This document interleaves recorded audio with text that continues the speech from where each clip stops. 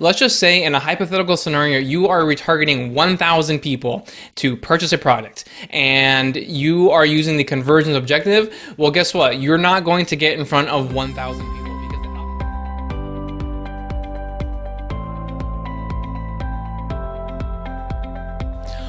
What's up, everybody? Alvaro here from Alvaro Barrios Digital, and today this is part 2 of my video series where I am breaking down and demystifying the various Facebook objectives. And today we are talking specifically about the traffic objective. So this is actually a very useful objective that you should definitely add to your arsenal if you haven't already. So before we get into when to use the Facebook traffic objective, I also want to touch upon when not to use the Facebook traffic objective. So the answer to that is very simple. You do not want to use the Facebook traffic objective when you are targeting cold traffic and you want them to take a specific action such as an opt-in or a purchase. So if you have a free lead magnet and you want to get people to opt in to that free lead magnet and you're targeting cold traffic, then do not use the traffic objective. Even though you're going to get cheaper CPMs, you're going to get way more clicks, you're going to get way more eyeballs on your free lead magnet,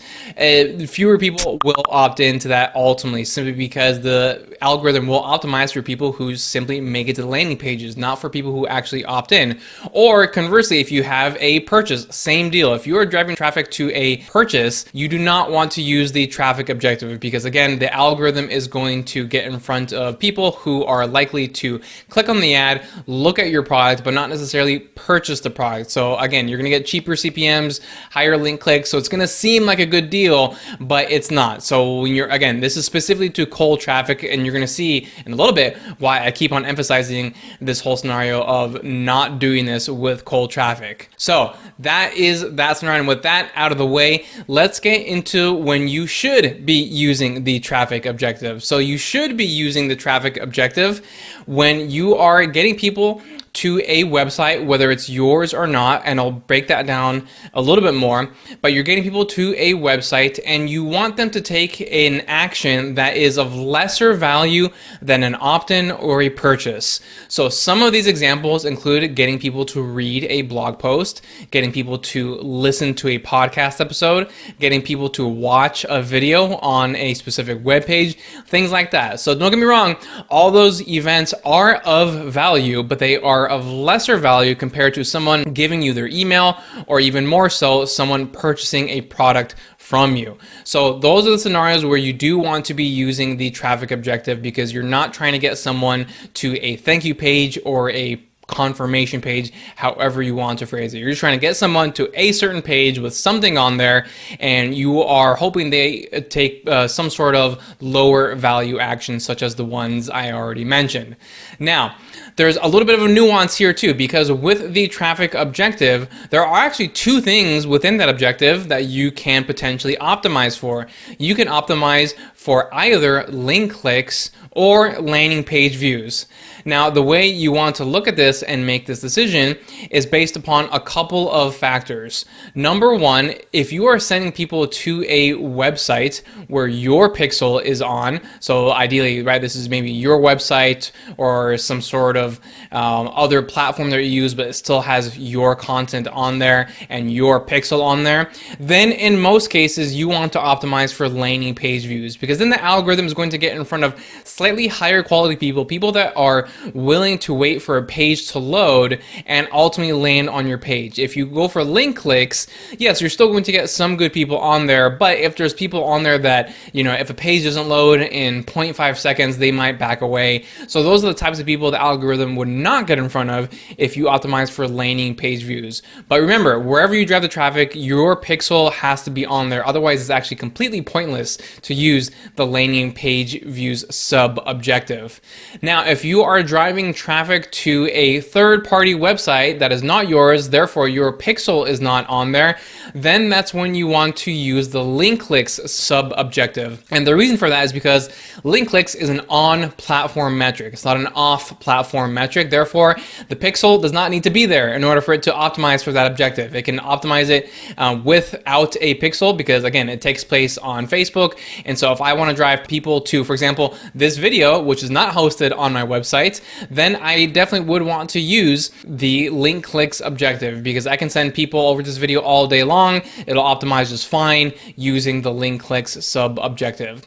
Now, that was the previous very cut and dry way to look at link clicks versus landing page views. But now there is an additional layer to the onion that you do have to think about, and it has to do with the iOS 14.5 update. And so if you happen to have a target audience that through your testing, and since you've been running ads after the iOS 14.5 update, if you have an audience that has a high rate of opting out, meaning let's just say you're running a conversions campaign and 50% of your audience is opted out. And you can tell that because if you have 50 conversions, only 25 will show up inside of Facebook Ads Manager, then roughly 50% of your audience has opted out. If you are in that scenario where a lot of your audience has opted out, then I would stick with the link clicks objective, even if you are sending them to your website where your pixel is installed.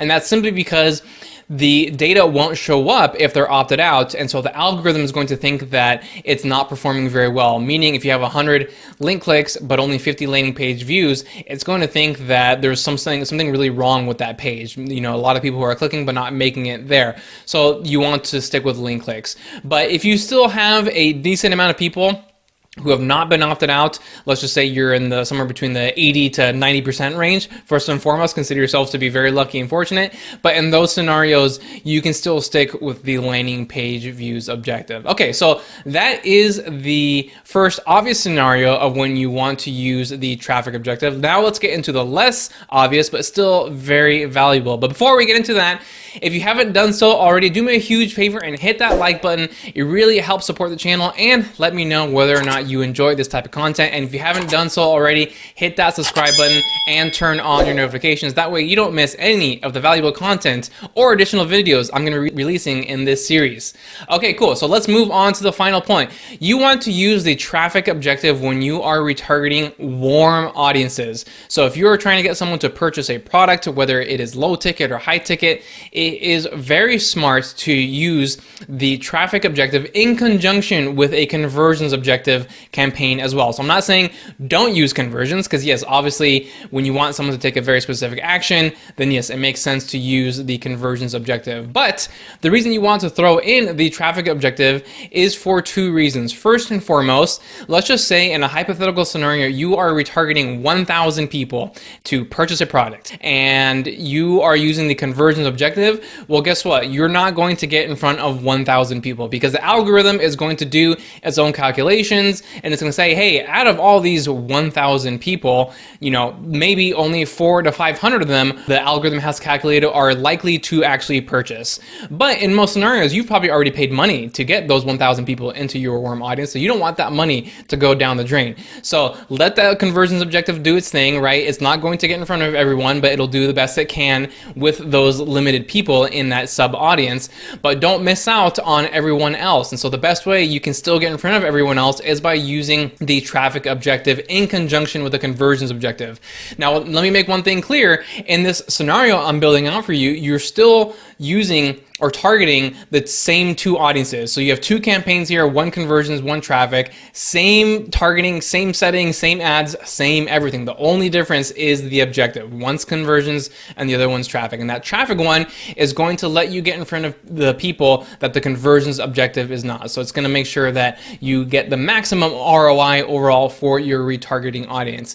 And the second reason you want to throw in a traffic objective is because with the conversions objective, when you are doing a retargeting campaign, unless you are retargeting a massive audience of hundreds of thousands of people, maybe, in some companies, right, multi-million-dollar companies do have that capability with their retargeting, but for most small to medium business owners, your retargeting audiences are going to be smaller, and because of that, that means you're not going to get a super high volume of purchase events coming through, and the conversions objective thrives off of conversion events. So when you're only getting, let's just say, 1 to 2 purchase events per day, that's not a whole lot for the algorithm algorithm to work off of. So ultimately, the conversions campaign in this specific scenario, it's never going to be as good as it possibly can be.